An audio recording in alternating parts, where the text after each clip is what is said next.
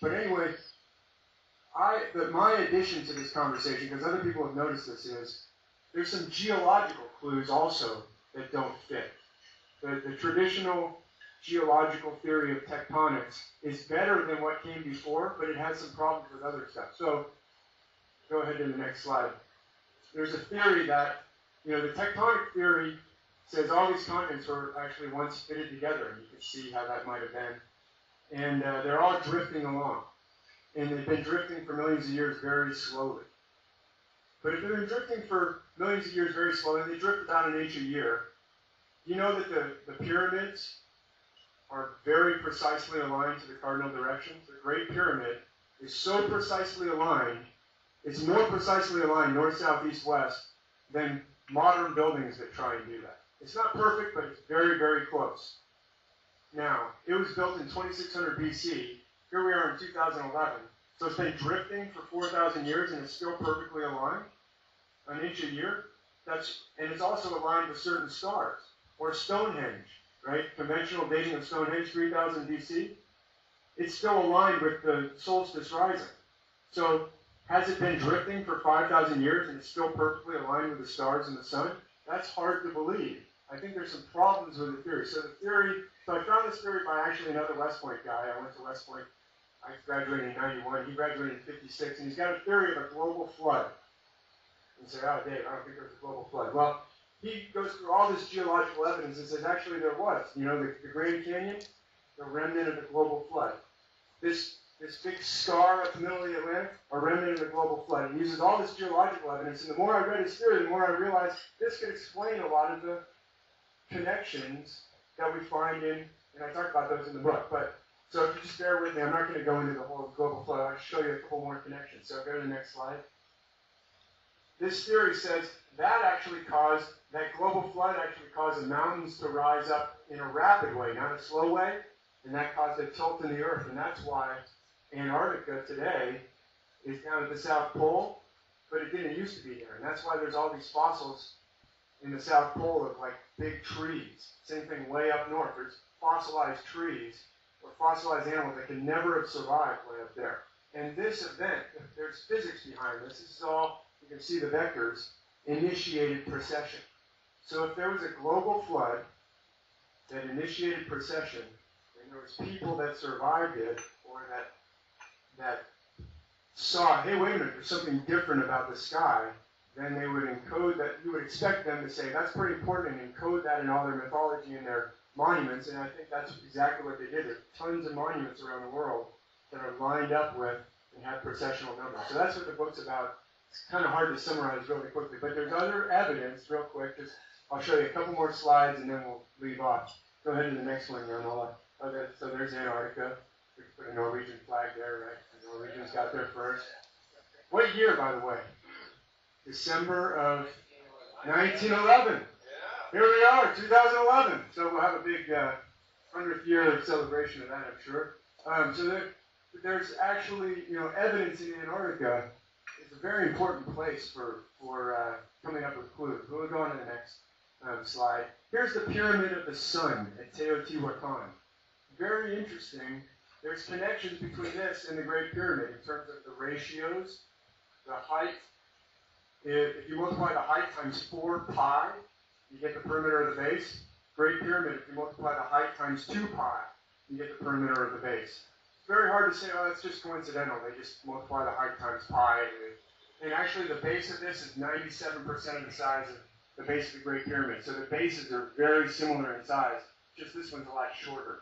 This one's, you got to multiply by 4 pi instead of 2 pi. There was connections between ancient seafaring going on before history says that there was. Oh, and by the way, history says nobody knew about precession until about 100 BC or 120 BC when Hipparchus discovered it. Hipparchus was a great Greek mathematician and astronomer. He rediscovered precession. I'm not taking anything away from it because it's hard to spot precession. It takes 72 years just to go 1 degree. That's like a human lifetime. And we're mostly not looking at astronomy when we're 5 years old. So it takes a long time to figure out precession. He figured it out, but obviously by the myths, it was figured out way earlier and encoded, and people forgot. So it's like there was an advanced civilization, and then there was less knowledge later. And what we're normally taught in school is, oh no, it started off with no knowledge, and then slowly got knowledge. But these guys knew about pi, they knew about phi, which is the golden ratio, they knew about the size of the earth, that it was spherical, at least that's, and they knew how to cross the oceans, which we have ship captains in here who have actually crossed the oceans. It's not easy to do, but those guys were able to do it. One more slide here. I know this is a little bit of a gruesome slide. This is a mummy that was found in Nazca, Peru. There's literally hundreds of mummies. If you go online and search Nazca mummy, Peru, this mummy has what color hair? That's reddish gold hair there, which is a very rare trait in the world. Only like 1 to 2% of people have reddish hair. And there's hundreds of mummies in South America that have reddish hair, brown, auburn hair, which the indigenous or the Indians in Peru do not have reddish hair. And you can say, well, maybe they came after Columbus. But in the Columbus, I mean, a lot of these mummies have long braids on either side of their head. The Spaniards were not wearing their hair in long braids, like, Viking looking.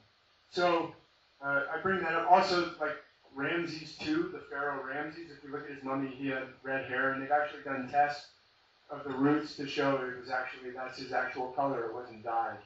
So there's a lot of evidence. You could say, oh, maybe that was faked, or maybe that's coincidence, but it's hard to argue with mummies that there was actually some connection. There's a lot. I'm not saying I've got all the answers, but I'm saying I think that the conventional theory has a lot of holes, and I think there are theories that can tie it all together. And I'm not dogmatic about it, but I think it's an exciting topic that everyone should be interested in. I mean, we only have one planet Earth.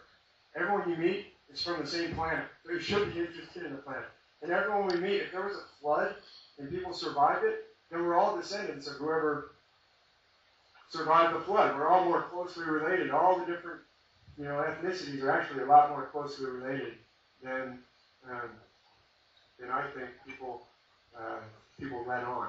So why is it important? Is it just ancient history? No. If we had a lot of knowledge and we lost it at some point, and we don't even know that, then we can't ask the questions of how did we lose it, or why did we lose it. The conventional theory says, oh, there's just endless progress. So we just take it for granted that, oh, we're just always going to have more progress. And maybe we're not always going to just automatically have more progress. Maybe we should figure out how to avoid losing the progress that we've got. And also, it's very interesting how these guys, when they did, when there was centuries later of lost knowledge, how they preserved that. Because they preserved it actually amazingly well, to where even today, we can still go back to the pyramids and find, it's like they're trying to send us messages. Those messages are in there. We just have to get interested in explore them. So I think it's a really important topic as well, sitting where we are at this pinnacle of progress. So thanks for listening. I hope you enjoyed that, and hope it wasn't too long.